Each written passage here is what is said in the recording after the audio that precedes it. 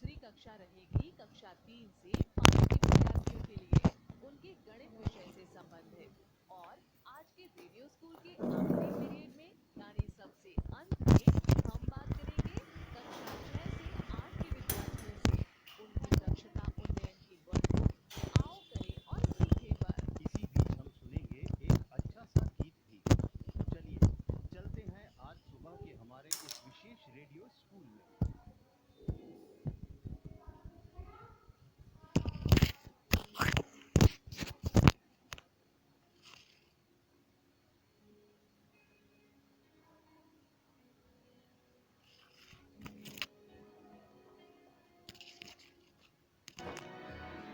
Good morning Raju भैया।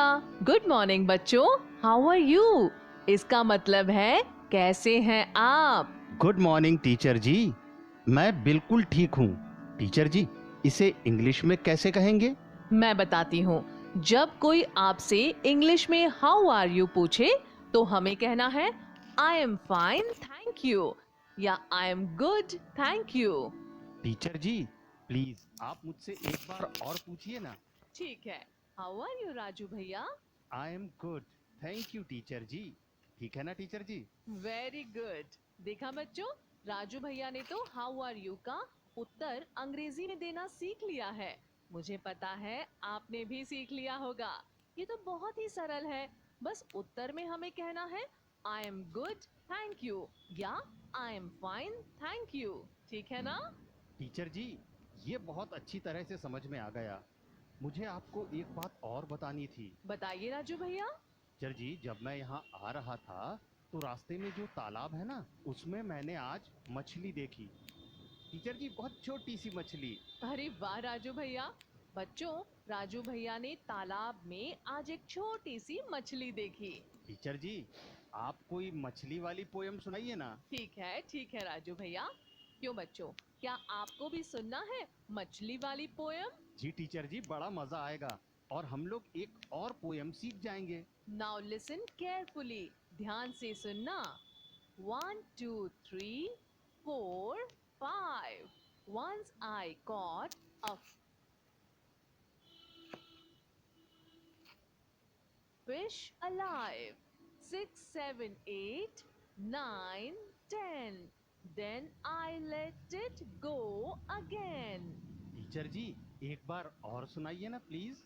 ठीक है, मैं एक बार और सुनाती हूँ। बच्चों, ये पोयम थोड़ी बड़ी है। अभी हम आधी पोयम सीखेंगे, फिर बाद में पूरी। Ready all of you? 1 2 3 4 5 Once I caught a fish alive. 6 7 8 9 10 Then I let it go again. Teacher ji, अब हम भी बोलेंगे। तो चलिए बच्चों, पहले एक लाइन मैं बोलूंगी, आप इसे सुनकर रिपीट करना यानी दोहरा। इसी प्रकार पोयम को बोलेंगे। Let's start. 1 2 3 4 5 1 2 3 4 5 Once I caught a fish alive. Once I caught a fish alive. 6 7 8 9 10 6 7 8 9 10 Then I let it go again. Then I let it go again. हम इसी प्रकार एक बार और पोयम को बोलेंगे। 1 2 3 4 5 1 2 3 4 5 Once I caught a fish alive. Once I caught a fish alive. 6 7 8 9 10 6 7 8 9 10 Then I let it go again. Then I let it go again.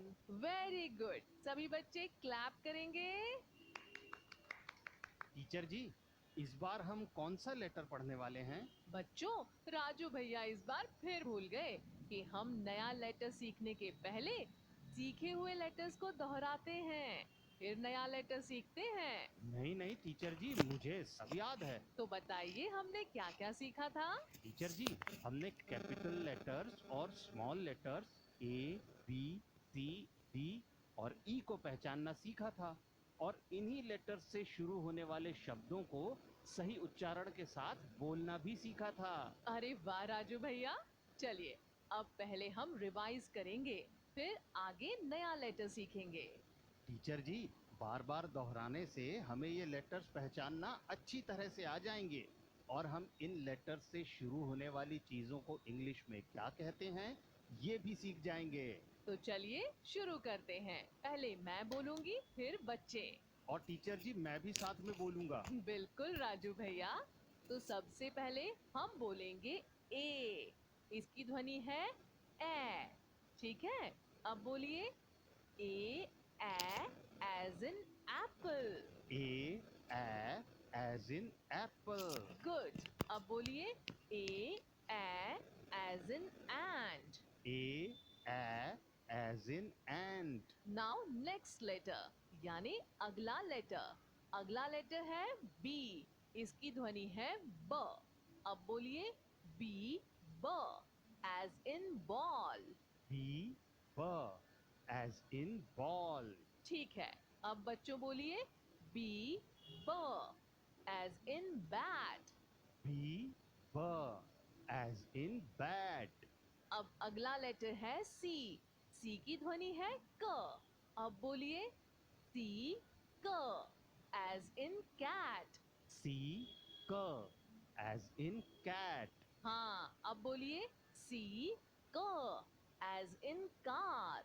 सी, क as in car. अब हम बात करेंगे लेटर डी की। देखिए लेटर है डी, पर उसकी ध्वनि है ड। डी ड एज इन डॉल। डी, ड एज इन डॉल। अब हम वो लेटर दोहराएंगे जिसे हमने पिछली बार सीखा था। ई। लेटर ई। ई और इसकी ध्वनि है ए। लेटर ई और इसकी ध्वनि है ए। सभी बच्चे बोलेंगे E A as in elephant. E, as in elephant. E A as in egg. E, as in egg. शाबाश बच्चों, हमने अभी ए बी सी डी और ई लेटर्स को रिवाइज किया। अब हम नया लेटर सीखेंगे। बिल्कुल राजू भैया। अब नया लेटर है एफ। बच्चों, आपको याद है राजू भैया ने बताया था ना कि उन्होंने यहाँ आते समय तालाब में मछली देखी थी। क्या आप जानते हैं कि मछली को इंग्लिश में क्या कहते हैं? मछली को इंग्लिश में फिश कहते हैं। अब आप अपनी इंग्लिश की किताब का पेज नंबर 18 यानी 18 खोलिए। खोल लिया बच्चों? जी टीचर जी, खोल लिया। तो बताइए इस पेज पर आपको किस चीज के चित्र दिखाई दे रहे हैं?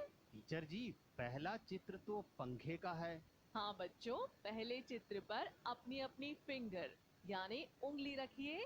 पहला चित्र पंखे का है। पंखे को अंग्रेजी में फैन कहते हैं। बोलिए फैन। फैन। अब हम एक बार और बोलेंगे फैन। फैन। आप सभी ने पंखा देखा है ना? पंखा जैसा चित्र में बना है वैसा होता है, और एक छोटा पंखा भी होता है, उसे टेबल फैन कहते हैं। अब बच्चों दूसरे चित्र को ध्यान से देखिए। इसे क्या कहते हैं? टीचर जी, ये तो मछली है। ऐसी ही मछली तो यहाँ आते समय तालाब में देखी थी मैंने। ऐसी छोटी सी प्यारी सी मछली थी। तो बच्चों आप समझ ही गए होंगे, ये दूसरा चित्र मछली का है। राजू भैया ने भी हम सभी को बताया कि दूसरा चित्र मछली का है। इसे अंग्रेजी में फिश कहते हैं। मैं फिर से बोलूंगी फिश। फिर से फिश। बोलिए।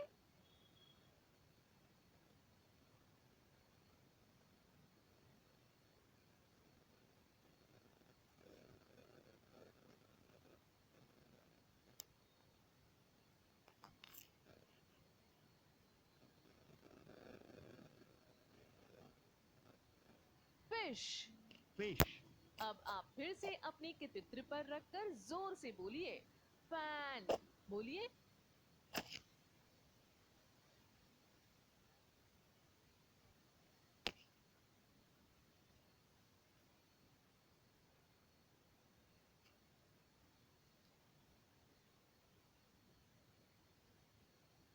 फैन। फैन। Very good. अब सभी बच्चे दूसरे चित्र पर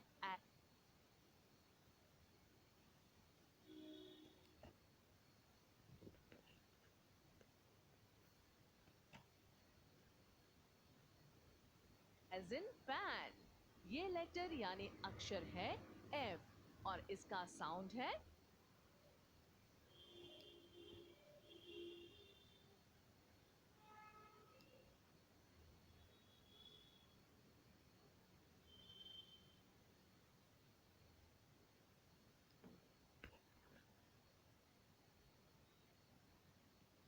फ। फिर से ध्यान से सुनिएगा, बोलकर बताइए, F as in. Hello, Moto.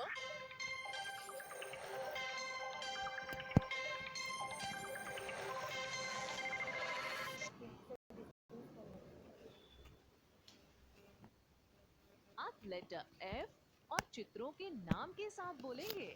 पहले मैं बोलूंगी, फिर सभी दोहराएंगे। Let's start. चलिए शुरू करते हैं। F as in fan. F for as in fan. Very good. F in fish.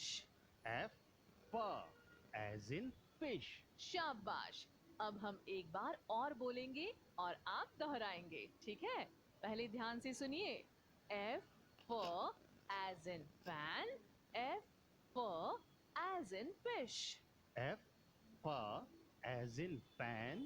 F for as in fish. Very good. अब बच्चों, देखा आपने, एफ का साउंड मतलब उसकी आवाज या ध्वनि फ है। एफ एज इन फैन भी होता है और एफ एज इन फिश भी होता है। आप सभी एक बार एफ एज इन फैन और एफ एज इन फिश बोलिए। F for as in fan. F for as in fish. बच्चों, अब पेज 18 मतलब 18 फिर से देखिए। फिश और फैन के चित्रों के ऊपर देखें। ब्लैक कलर मतलब काले रंग से तीरों के निशान के साथ कुछ बना है। देखा आपने? जी टीचर जी, एक सीधी सी खड़ी लाइन है और दो आड़ी लाइंस हैं और तीरों के निशान भी हैं। ये है कैपिटल लेटर एफ यानी बड़ा एफ। उसके पास देखिए, एक और लेटर है, ये है स्मॉल एफ। कैपिटल एफ और स्मॉल एफ। अब एक बार सभी बोलिए, F as in fan. F for as in fan. F as in fish. F for as in fish. शाबाश बच्चों। अब हमारे जाने का समय हो गया है। तो आज हमने पहले एक मछली वाली पोयम सुनी और दोहराई। फिर पहले से सीखे हुए letters A B C D और ई को रिवाइज किया और एक नया लेटर एफ को बोलना व पहचानना सीखा और उससे शुरू होने वाले शब्दों फैन और फिश को सही उच्चारण के साथ बोलना सीखा। जी टीचर जी, आज तो बड़ा मजा आया। हमने कागज का फैन भी बनाया। हाँ बच्चों, हमने फैन बनाना सीखा। अब क्लास के बाद सभी लेटर्स को आप फिर से दोहराइएगा। अब अगली क्लास आपकी गणित की होगी। मजा आता है ना गणित पढ़ने में? तो अगली बार हम कुछ और नया सीखेंगे, ठीक है? अगली कक्षा में कक्षा 3 से 5 के विद्यार्थियों से हम मिलेंगे गणित विषय की दक्षता उन्नयन की वर्कबुक से संबंधित कुछ बातें करने के लिए।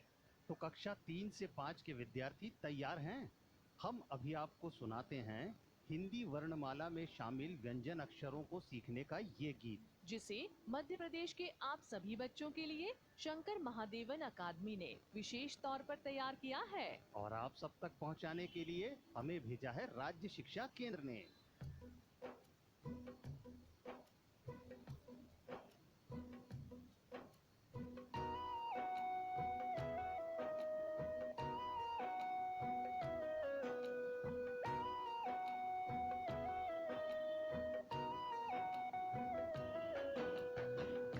कबूतर हुर्र हुर्र हुर्र, क से कबूतर, ख से खरगोश, ग से गमला, घ से घड़ी।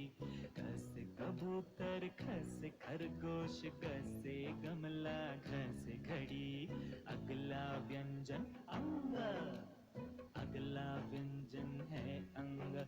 लो खत्म हुई ये पहली लड़ी। अगला व्यंजन है अंग, लो खत्म हुई ये पहली लड़ी।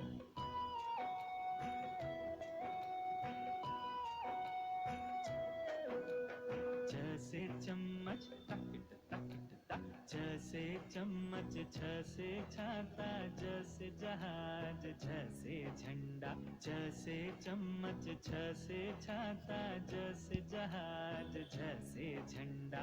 अगला व्यंजन इया, अगला व्यंजन है इया।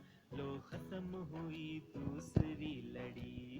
अगला व्यंजन है इया। लो खत्म हुई दूसरी लड़ी।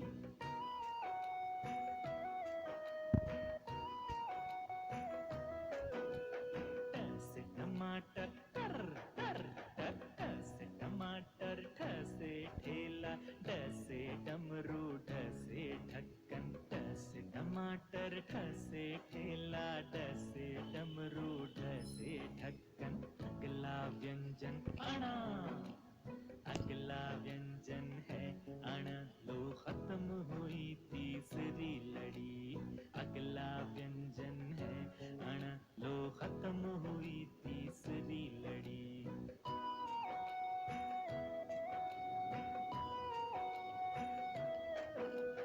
त से तराजू, अरे त से तराजू, थ से थाली, द से दीपक, ध से धनुष। त से तराजू, थ से थाली, द से दीपक, ध से धनुष। अगला व्यंजन न, अगला व्यंजन न से नल। लो खत्म हुई ये चौथी लड़ी। अगला व्यंजन न से नल। लो खत्म हुई ये चौथी लड़ी।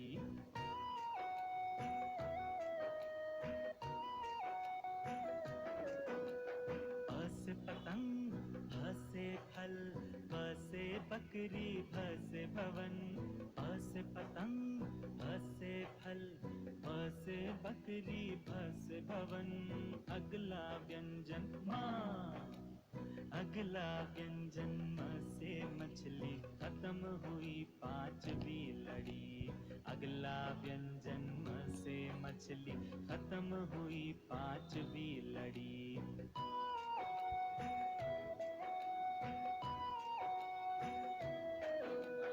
य से आक, हे य से आक, र से रस्सी, ल से लड्डू, व से वन। य से आक, र से रस्सी, ल से लड्डू, व से वन। अगला व्यंजन श, अगला व्यंजन श से शलगम। खत्म हुई ये छठी लड़ी। अगला व्यंजन श से शलगम। खत्म हुई ये छठी लड़ी। चलो चले आखिरी लड़ी पर, उसमें सीखे हम 9 व्यंजन। चलो चले आखिरी लड़ी पर, उसमें सीखे हम 9 व्यंजन।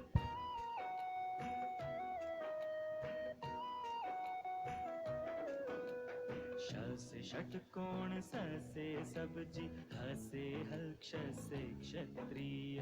श से षटकोण, स से सब्जी, ह से हल, क्ष से क्षत्रिय। त से त्रिशूल, अरे त्र से त्रिशूल, ज्ञ से ज्ञानी, बचे तीन श्रढ़ और ढ।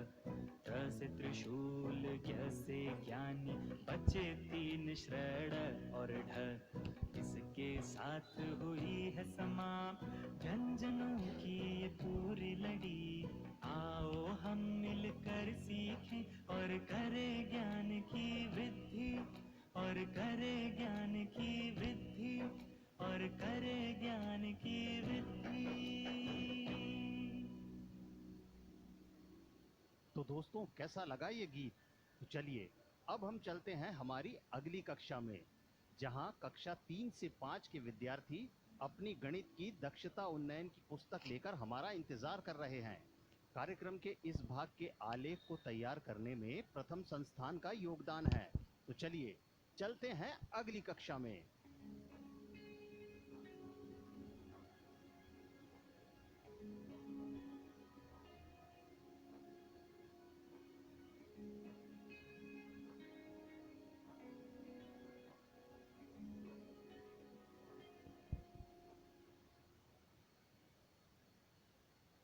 नमस्ते बच्चों, रोजाना की तरह हम आज भी एक नई वर्कशीट पर कार्य करेंगे। आज हम कक्षा 3 से 5 की दक्षता उन्नयन गणित की वर्कशीट आओ करें और सीखें के पेज नंबर 45-46 पर वर्कशीट क्रमांक 45-46 को हल करेंगे और सीखेंगे ज्यामितीय आकृतियों की पहचान करना। चलिए अब सभी बच्चे अपनी अपनी दक्षता उन्नयन की वर्कबुक आओ करें और सीखें का पेज नंबर 45 और वर्कशीट क्रमांक भी 45 खोलिए। क्या सभी बच्चों ने वर्कशीट का पेज नंबर 45 और वर्कशीट क्रमांक 45 खोल लिया है? जी टीचर जी, हमने दक्षता उन्नयन की वर्कबुक आओ करें और सीखें का पेज नंबर 45 और वर्कशीट क्रमांक 45 खोल लिया है। शाबाश! आप देख रहे हैं इस पेज पर आकृतियां दी गई हैं। हम बारी बारी से एक एक आकृति को पहचानेंगे और समझेंगे। जी टीचर जी। शाबाश राजू भैया। अच्छा, आप सभी मुझे ये बताएं कि वर्कशीट पर जो आकृतियां दिखाई दे रही हैं, उन्हें पहले कभी देखा है? जी टीचर जी, हम सभी इन्हें पिछली कक्षा में पढ़ चुके हैं। शाबाश राजू भैया। अब सबसे पहले वर्कशीट में दिए गए निर्देश को पढ़ते हैं कि करना क्या है। जी टीचर जी। मैं पढ़ती हूँ, सभी ध्यान से सुनेंगे और लिखे हुए निर्देश पर उंगली रखते हुए मेरे साथ साथ पढ़ेंगे। उन वस्तुओं के नाम बताओ जिनकी सतह की आकृति नीचे बनी आकृतियों जैसी हो। अब आया ना समझ में राजू भैया कि करना क्या है? जी टीचर जी। चलिए तो फिर पहली आकृति देखते हैं, किसकी है? टीचर जी, मैं बताऊं? अरे हाँ, क्यों नहीं। टीचर जी, पहली आकृति जो समोसे के जैसी दिखाई दे रही है, इसको कहते हैं त्रिभुज। अरे वाह राजू भैया, आपने तो बिल्कुल सही बताया। शाबाश। टीचर जी, ये आकृति हमने पिछली कक्षा में भी सीखी थी। तब टीचर जी ने बड़े अच्छे से इनके बारे में बताया था। अरे वाह राजू भैया, ये तो बहुत बढ़िया है। चलिए अब इसके जैसी वस्तुओं के नाम बताइए जिसके 3 कोने जैसे दिखाई देते हो। जी टीचर जी, हम सभी के घरों में ऐसी बहुत सारी वस्तुएं हैं। जब मम्मी पराठा बनाती हैं, तब इसके जैसा ही होता है। और झंडे की आकृति, घर की खिड़की की आकृति और समोसा आदि, ये सब त्रिभुजाकार ही दिखाई देते हैं। बहुत खूब राजू भैया, बहुत अच्छे उदाहरण दिए हैं आपने इन सभी आकृतियों के। तो चलिए राजू भैया, अब इसके प्रश्नों को देखते हैं क्या करना है। प्रश्न: इस आकृति में कितनी खड़ी लाइनें हैं? 0 यानी 0 टीचर जी। बहुत खूब राजू भैया, वर्कशीट के खाली जगह में लिख लीजिए। अब अगला प्रश्न देखते हैं। इस आकृति में कितनी सीधी यानी पड़ी लाइनें हैं? 1 टीचर जी। बहुत खूब राजू भैया, वर्कशीट के खाली जगह में लिख लीजिए। अब अगला प्रश्न देखिए। इस आकृति में कितनी तिरछी लाइनें हैं? 2 टीचर जी। बहुत खूब राजू भैया, वर्कशीट की खाली जगह में लिख लीजिए। चलिए अब हम आगे बढ़ते हैं। जी टीचर जी। चलिए अब दूसरी आकृति देखते हैं किसकी है। टीचर जी, इसके बारे में भी मैं ही बताऊं? अरे हाँ बिल्कुल। दूसरी आकृति जो दरवाजे के जैसी दिखाई दे रही है, इसको कहते हैं आयत। अरे वाह राजू भैया, आपने तो बिल्कुल सही बताया। शाबाश। टीचर जी, ये भी हमने पिछली कक्षा में सीखा था। वाह राजू भैया, ये तो बहुत अच्छा है। चलिए, अब इसके जैसी वस्तुओं के नाम बताइए जिसकी सतह इसके जैसी या आयताकार दिखाई देती है। जी टीचर जी, हम सभी के घरों में ऐसी बहुत सारी वस्तुएं हैं, जैसे दरवाजा, टेबल, डिब्बा, सामान रखने का पीपा, टीवी, तस्वीर, किताब, माचिस, स्लेट, मोबाइल। ये सब आयताकार की तरह ही दिखाई देते हैं। बहुत खूब राजू भैया, बहुत अच्छे उदाहरण दिए हैं आपने इन सभी आकृतियों के। तो चलिए राजू भैया, अब इसके प्रश्नों को देखते हैं क्या करना है। प्रश्न, इस आकृति में कितनी खड़ी लाइनें हैं? तो टीचर जी। बहुत खूब। वर्कशीट में खाली जगह में लिख लीजिए। अब अगला प्रश्न देखते हैं। इस आकृति में कितनी सीधी लाइनें हैं? तो टीचर जी। बहुत खूब राजू भैया। वर्कशीट की खाली जगह में लिख लीजिए। अब अगला प्रश्न देखते हैं। इस आकृति में कितनी तिरछी लाइनें हैं? 0 टीचर जी। बिल्कुल ठीक राजू भैया। वर्कशीट की खाली जगह में लिख लीजिए। अब हम आगे बढ़ते हैं। जी टीचर जी। चलिए, अब तीसरी आकृति देखते हैं किसकी है। टीचर जी, इसके बारे में भी मैं बताऊं? अरे हाँ, बिल्कुल। तीसरी आकृति जो दिखाई दे रही है, इसे कहते हैं आयताकार, और इसमें 2 तिरछी लाइन हैं, जिन्हें विकर्ण कहते हैं। बिल्कुल सही राजू भैया, आपने तो बिल्कुल सही बताया। शाबाश। टीचर जी, हमने ये आकृति भी पिछली कक्षा में सीखी थी। 2 विकर्ण के साथ इसके अंदर 4 छोटे छोटे त्रिभुज भी बन रहे हैं। बहुत बढ़िया राजू भैया। चलिए, अब इसके जैसी वस्तुओं के नाम बताइए जिसकी सतह इसके जैसी दिखाई देती हो। जी टीचर जी, हम सभी के घरों में ऐसी बहुत सी वस्तुएं हैं, जैसे खिड़की में बनी डिजाइन, दरवाजे की चौखट में लगी लकड़ी की डिजाइन, और हाँ, हम लूडो खेलते हैं ना, उसमें भी ऐसा ही घर बनाते हैं। बहुत खूब राजू भैया, बहुत अच्छे उदाहरण दिए हैं आपने इन सभी आकृतियों के। चलिए राजू भैया, अब इसके प्रश्नों को देखते हैं कि क्या करना है। प्रश्न, इस आकृति में कितनी खड़ी लाइनें हैं? तो टीचर जी। बहुत खूब राजू भैया। वर्कशीट की खाली जगह में लिख लीजिए। अब अगला प्रश्न देखते हैं। इस आकृति में कितनी सीधी लाइनें हैं? तो टीचर जी। बहुत खूब राजू भैया। वर्कशीट की खाली जगह में लिख लीजिए। अब अगला प्रश्न देखते हैं। प्रश्न, इस आकृति में कितनी तिरछी लाइनें हैं? तो टीचर जी। अब वर्कशीट की खाली जगह में लिख लीजिए। चलिए, अब हम आगे बढ़ते हैं।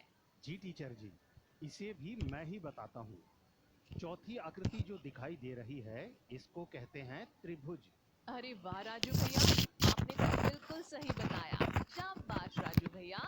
हमने ये आकृति पिछली कक्षा में सीखी थी। बहुत बढ़िया राजू भैया। चलिए, अब इसके जैसी वस्तुओं के नाम बताइए जिसकी सतह इसकी जैसी और त्रिभुजाकार दिखाई देती हो। जी टीचर जी, हम सभी के घरों में ऐसी बहुत सारी वस्तुएं हैं, जैसे हमने पहले ऊपर के सवाल में भी बताया था।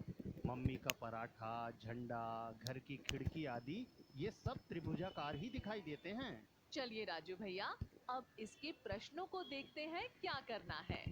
प्रश्न, इस आकृति में कितनी खड़ी लाइनें हैं?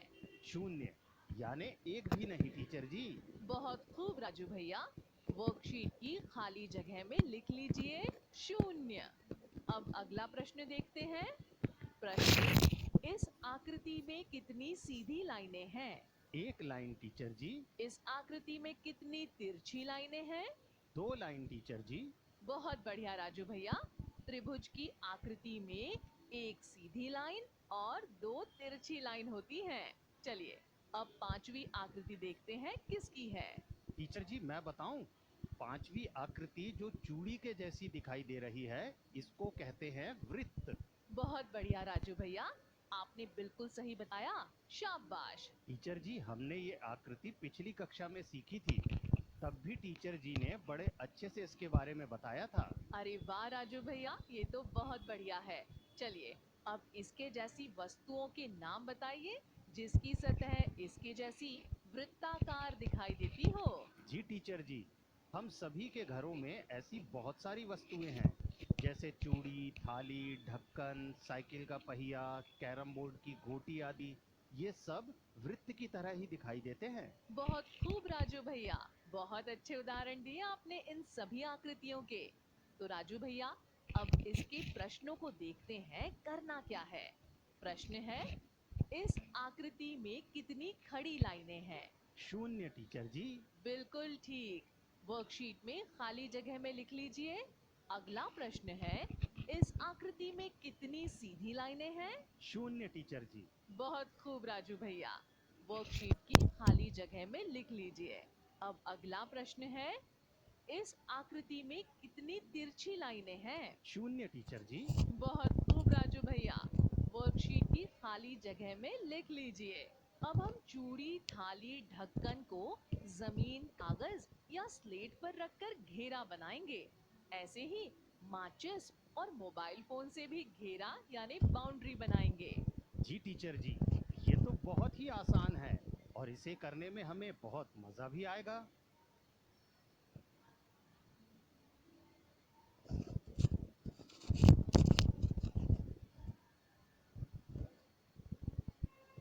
राजू भैया, बताइए आपने कौन कौन सी आकृतियां बना ली और किस किस की मदद से बनाई हैं, ये भी बताइए।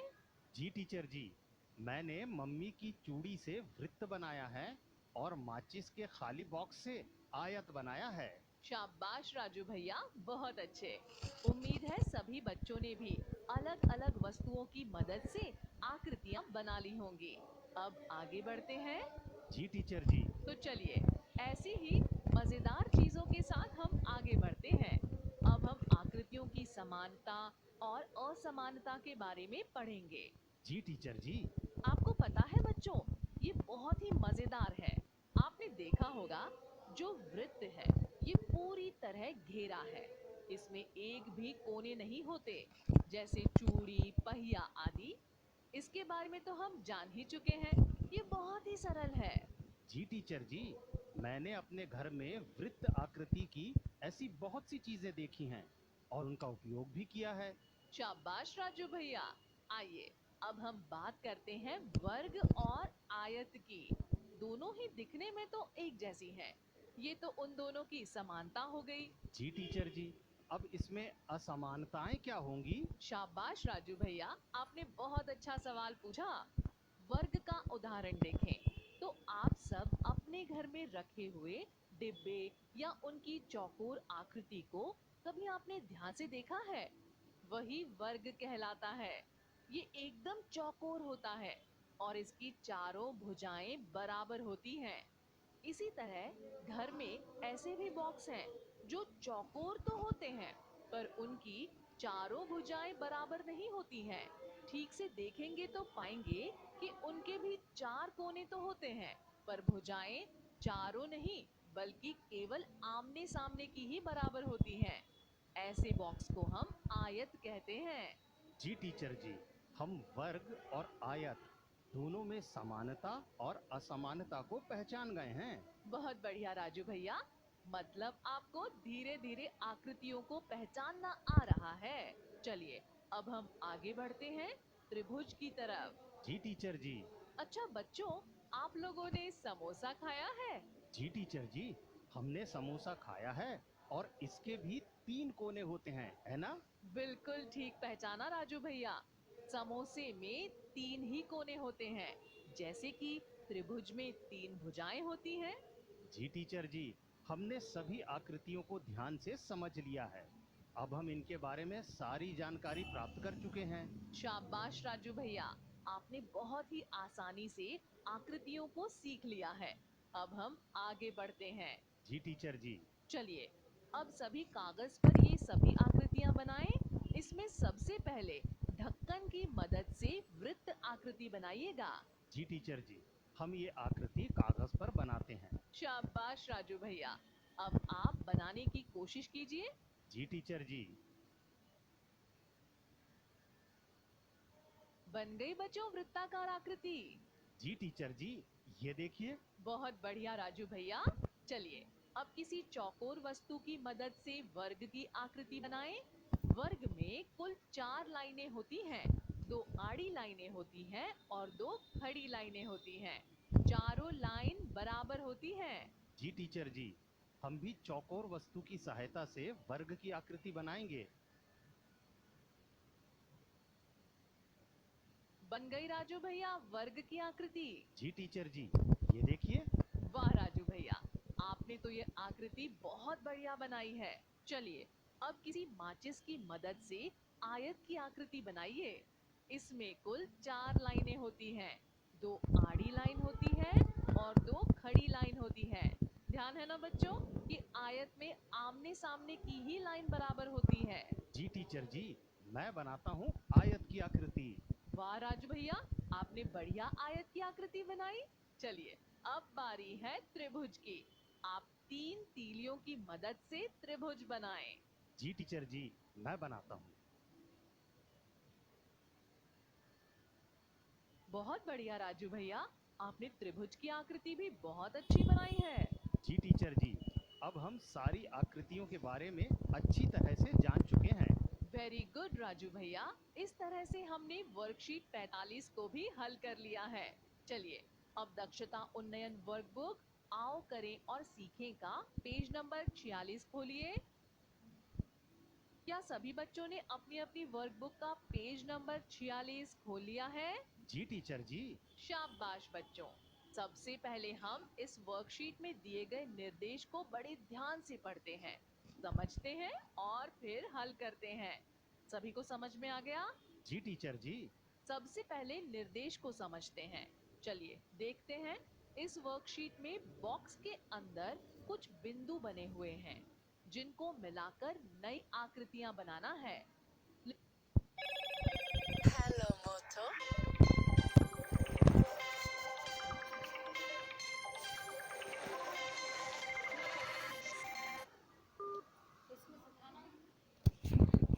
के बारे में समझ आ गया ना राजू भैया? जी टीचर जी। शाबाश राजू भैया। सबसे पहले हम ये जान लेते हैं कि 2D 3D होता क्या है और इन दोनों में क्या अंतर होता है। ठीक है राजू भैया? जी टीचर जी। तो ठीक है, सभी ध्यान से सुनेंगे। 2D का मतलब होता है दो विमीय आकृतियां, यानी कि वो आकृति जिसमें दो Hello, Moto.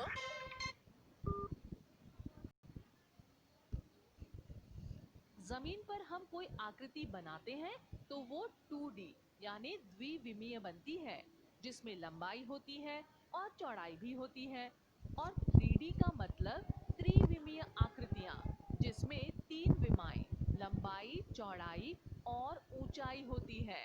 जब किसी भी वस्तु या आकार के बारे में बात करेंगे तो सबसे पहले ये देखेंगे कि ये 2D आकृति है या 3D आकृति। इससे क्या होगा कि हमको मालूम चल जाएगा इसमें क्या क्या दिया गया है। ठीक है राजू भैया? जी टीचर जी, सबसे पहले बॉक्स में देखते हैं कि क्या दिया गया है। सबसे पहले बॉक्स में 7 बिंदुओं को आपस में जोड़कर एक घनाभ की आकृति बनी हुई है। जी टीचर जी।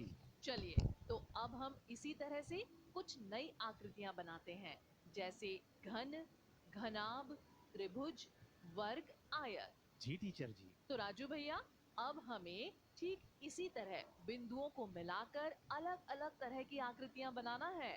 जी टीचर जी। शाबाश राजू भैया। तो सबसे पहले हम लेते हैं घनाभ। राजू भैया बताइए, क्या आपने इससे पहले कभी इस आकृति के बारे में कहीं सुना है, पढ़ा है या फिर देखा है? जी टीचर जी। शाबाश राजू भैया। तो बताइए घनाभ के बारे में। घनाभ के जैसी आकृति में जूते का डिब्बा या हमारे घर में रखे पीपे या डिब्बे इसकी तरह दिखाई देते हैं। शाबाश राजू भैया। तो घनाभ में कितने बिंदुओं को मिलाना पड़ेगा कि आकृति बन जाए? टीचर जी, घनाभ में हमको 7 बिंदुओं को लेना पड़ेगा, तब जाकर बनेगा, जो कि उदाहरण में दी गई आकृति में भी इसी प्रकार बना है। शाबाश राजू भैया। चलिए अब हम बिंदुओं को मिलाते हैं। सबसे पहले नीचे के बिंदु को मिलाते हैं। तो नीचे की लाइन बन गई। अब नीचे से ऊपर की ओर बिंदु मिलाते हुए एक किनारे से दूसरी लाइन बनाते हैं और दूसरे किनारे से दूसरी लाइन बनाते हैं और ऊपर ले जाकर दोनों लाइन को एक ही बिंदु में मिला देते हैं और ये बन गई इस तरह से घनाभ। है ना मजेदार आकृति राजू भैया? जी टीचर जी। चलिए राजू भैया, अब आगे इसी तरह से बिंदुओं को जोड़कर आप एक बेलन बनाइए। जी टीचर जी। राजू भैया, आपको पता है कि बेलन में कितनी भुजाएं होती? Hello, Moto. भुजाओं से ऊपर नीचे दो वृत्त जुड़े होते हैं। अब हम ऊपर से नीचे की दो बिंदुओं को मिलाते हुए एक खड़ी लाइन बनाते हैं। ठीक इसी तरह ऊपर से नीचे की दो बिंदुओं को मिलाते हुए एक खड़ी लाइन और बनाते हैं। इस तरह से चार बिंदुओं को मिलाकर दो खड़ी लाइन बना ली। अब नीचे के बिंदुओं को घेरे के अनुसार घुमाकर एक दूसरे से मिला देते हैं। ठीक ऐसा ही ऊपर भी मिला देते हैं। तो लीजिए, बन गया बेलन। शाबाश राजू भैया, बहुत अच्छा बनाया है। चलिए अब इसी तरह से एक घन की आकृति बनाते हैं। टीचर जी, घनाभ में हमको 7 बिंदुओं को लेना पड़ेगा, तब ये घन बनेगा। शाबाश राजू भैया। चलिए अब हम बिंदुओं को मिलाते हैं। सबसे पहले नीचे के दो बिंदु मिलाते हैं तो नीचे की लाइन बन गई। अब नीचे से ऊपर की ओर बिंदु मिलाते हुए एक किनारे से दूसरी लाइन बनाते हैं और दूसरे किनारे से दूसरी लाइन बनाते हैं और ऊपर ले जाकर दोनों लाइन को एक ही बिंदु में मिला देते हैं और ये बन गई ना इस तरह से घन की आकृति। है ना मजेदार राजू भैया? जी टीचर जी। चलिए अब आगे इसी तरह से बिंदुओं को मिलाकर नई नई आकृतियां बनाना है जिसमें शेष बिंदु को मिलाकर बेलन, घन एवं घनाभ जैसी आकृतियां बनेंगी। यही आपका होमवर्क होगा, ठीक है बच्चों? जी टीचर जी। अब बच्चों, हम गणित की कक्षा यहीं समाप्त। Hello, Moto. हम आपको बता दें कि हमारी आज की अगली और अंतिम कक्षा होगी कक्षा 6 से 8 के विद्यार्थियों के लिए उनके गणित विषय को लेकर। तो चलिए चलते हैं आज की आखिरी कक्षा में, जहां मौजूद है कक्षा 6 से 8 के विद्यार्थी। कार्यक्रम के इस भाग के आलेख को तैयार करने में प्रथम संस्थान का सहयोग है। तो चलिए चलते हैं अगली कक्षा में।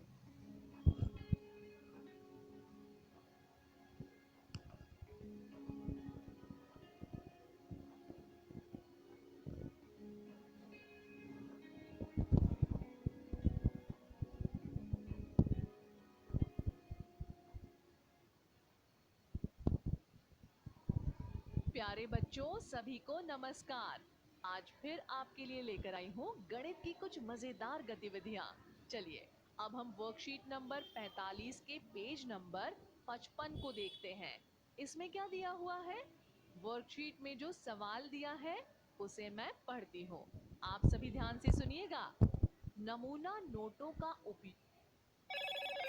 Hello, Moto. आप सभी ध्यान से सुनिएगा। दैनिक जीवन की समस्याओं में गुणा करना है। जी टीचर जी, हम समझ गए प्रश्न को। ठीक है राजू भैया, तो सवाल नंबर 1 हल कीजिए। 123 गुणित 3 अर्थात 3 का गुणा इकाई के 3 के साथ 3 गुणित 3 बराबर 9। फिर 3 का गुणा दहाई के 2 के साथ 2 गुणित 3 बराबर 6। 3 का गुणा सैकड़ा के 1 के साथ 1 गुणित 3 बराबर 3। इस प्रकार से उत्तर 669 आएगा। जी टीचर जी, समझ गया। अब अगला सवाल मैं हल करता हूँ। शाबाश राजू भैया, बिल्कुल अगला सवाल आप ही हल कीजिए। जी टीचर जी, यहाँ दिया है 240 गुणित 4 अर्थात 4 का गुणा इकाई के 0 के साथ 0 गुणित 4 बराबर 0। 4 का गुणा दहाई के 4 के साथ 4 गुणित 4 बराबर 16। यहाँ पर 16 के स्थान पर दहाई के स्थान पर 6 आएगा और एक सैकड़े के हासिल में जोड़ेंगे। 4 का गुणा सैकड़े के 2 के साथ 2 गुणित 4 बराबर 8। 8 धन 1 बराबर 9। इस प्रकार से उत्तर आएगा 960। शाबाश राजू भैया। अब अगला सवाल हल कीजिए। जी टीचर जी, इस सवाल में दिया है 302 गुणित 2, अर्थात 2 का गुणा इकाई के 2 के साथ। 2 गुणित 2 बराबर 4। 2 का गुणा दहाई के 0 के साथ। 0 गुणित 2 बराबर 0। 2 का गुणा सैकड़ा के 3 के साथ। 3 गुणित 2 बराबर 6। इस प्रकार से उत्तर आएगा 604। शाबाश राजू भैया। अब अगला सवाल हल कीजिए। जी टीचर जी, यहाँ दिया है 222 गुणित 4, अर्थात 4 का गुणा इकाई के 2 के साथ। 2 गुणित 4 बराबर 8। 4 का गुणा दहाई के 2 के साथ। 2 गुणित 4 बराबर 8। 2 का गुणा सैकड़ा के 2 के साथ। 2 गुणित 4 बराबर 8। इस प्रकार से उत्तर 888 आएगा। शाबाश राजू भैया। अब इसी तरह अगला सवाल कीजिए। जी टीचर जी, इसमें दिया है 111 गुणित 7, अर्थात 7 का गुणा इकाई के 1 के साथ। 1 गुणित 7 बराबर 7। 7 का गुणा दहाई के 1 के साथ। 1 गुणित 7 बराबर 7। 7 का गुणा सैकड़ा के 1 के साथ। 1 गुणित 7 बराबर 7। इस प्रकार से उत्तर 777 आएगा। शाबाश राजू भैया। अगला सवाल हल कीजिए। जी टीचर जी, यहाँ दिया है 342 गुणित 3, अर्थात 3 का गुणा इकाई के 2 के साथ। 2 गुणित 3 बराबर 6।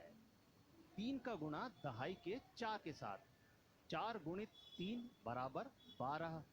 यहाँ पर 12 में से 2 दहाई के स्थान पर आएगा और 1 सैकड़े के साथ हासिल में जोड़ेंगे। 3 का गुणा सैकड़ा के 3 के साथ। 3 गुणित 3 बराबर 9। 9 धन 1 बराबर 10। इस प्रकार से उत्तर 1026 आएगा। बहुत बढ़िया राजू भैया। ये सभी सवाल आपने बहुत अच्छे तरीके से हल किए। चलिए अब कुछ अलग तरीके का सवाल देखते हैं और सवाल नंबर 2 को देखते हैं। सवाल में दिया है आरिफ ने 125 नींबू खरीदे। यदि उसने एक नींबू की कीमत 2 रुपए दी हो तो बताइए उसने कुल कितने रुपए के नींबू खरीदे। राजू भैया सवाल में क्या जानकारी दी है। टीचर जी, आरिफ ने 125 नींबू खरीदे। यदि उसने एक नींबू की कीमत 2 रुपए दिए हो तो शाबाश राजू भैया। सवाल में क्या पूछा है।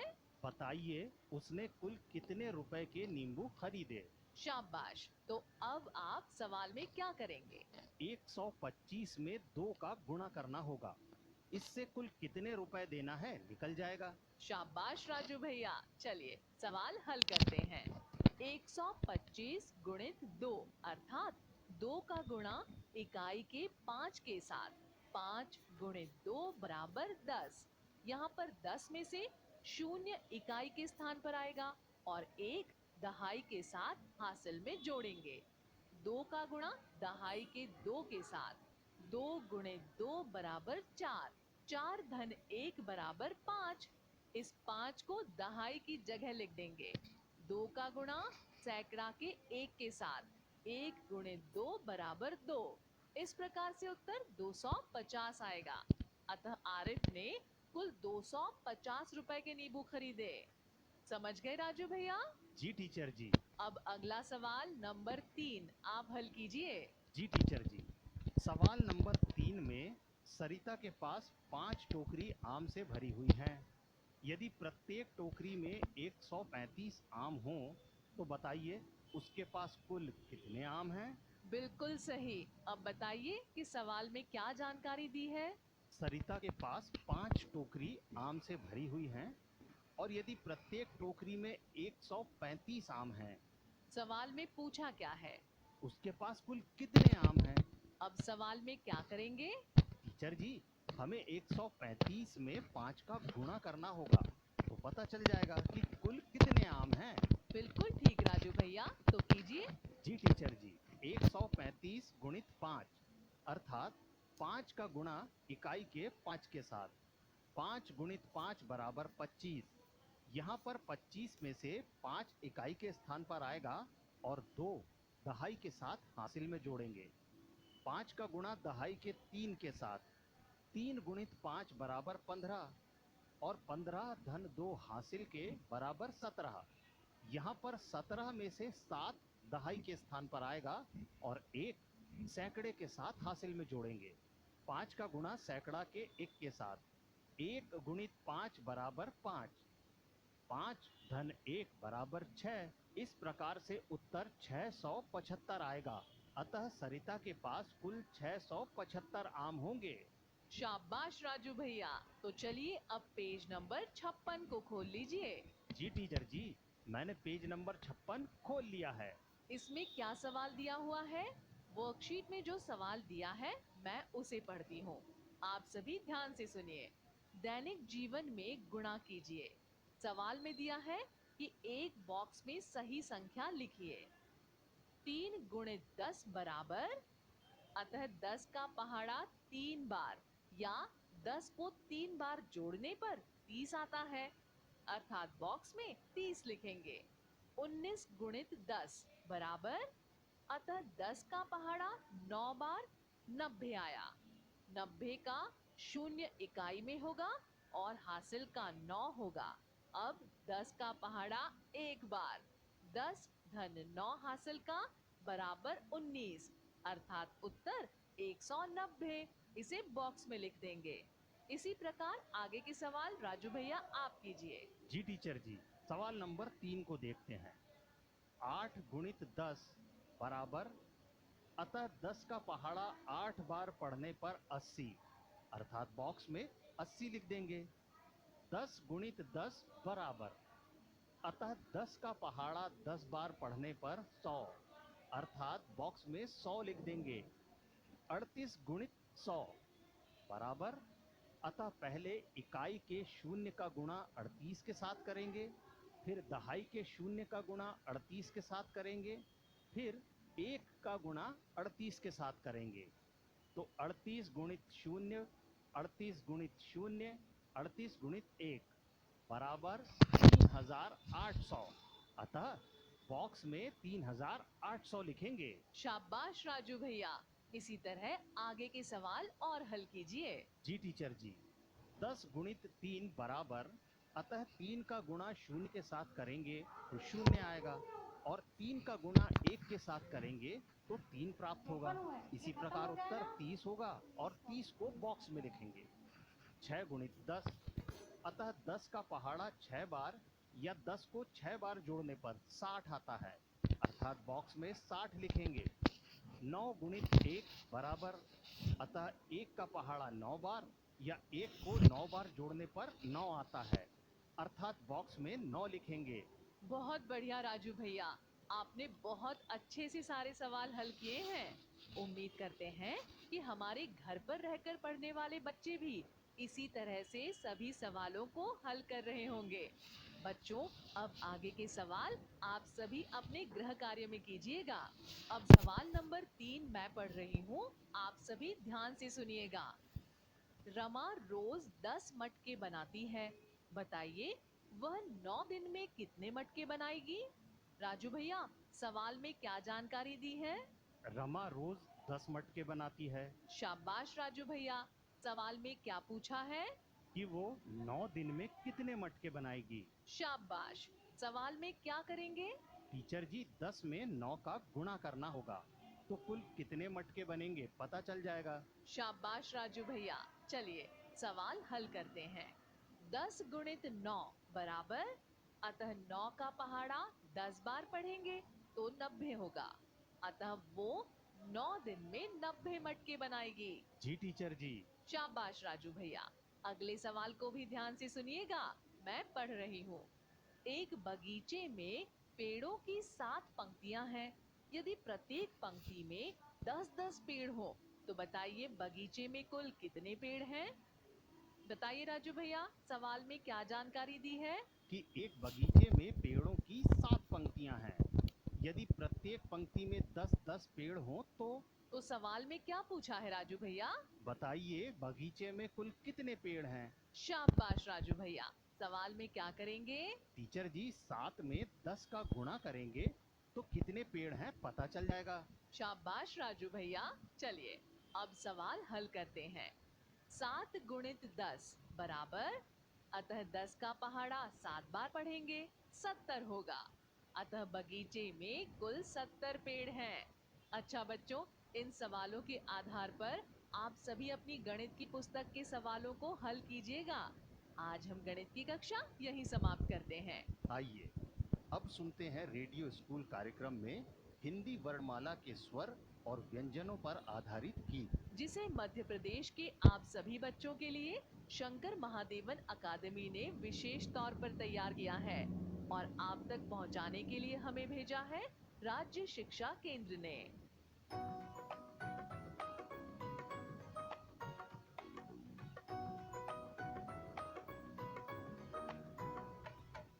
आ से अनार है दानेदार, आ से फलों का राजा आम, ई से इमली खट्टी मीठी, ई से ईख जो पूरी है मीठी।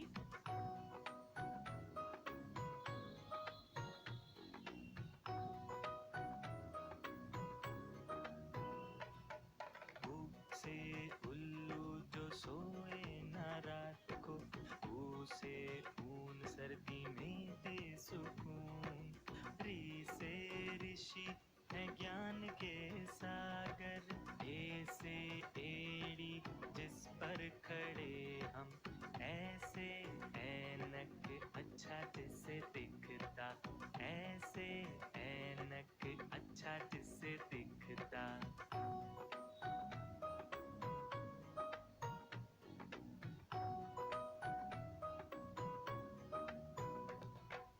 ओ से ओखली कूटे मसाला, ओ से औरत ममता की मूरत, अंग से अंगूर काला हरा गोल गोल, अह से पूरी हुई स्वर की यात्रा, अह से पूरी हुई स्वर की यात्रा।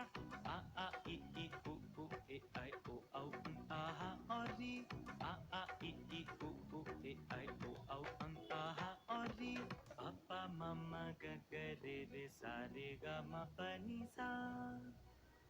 अच्छा बच्चों, तो आज का कार्यक्रम यहीं तक। हम आपसे फिर मिलेंगे, तब तक के लिए नमस्कार। अभी आप सुन रहे थे शैक्षिक कार्यक्रम रेडियो स्कूल।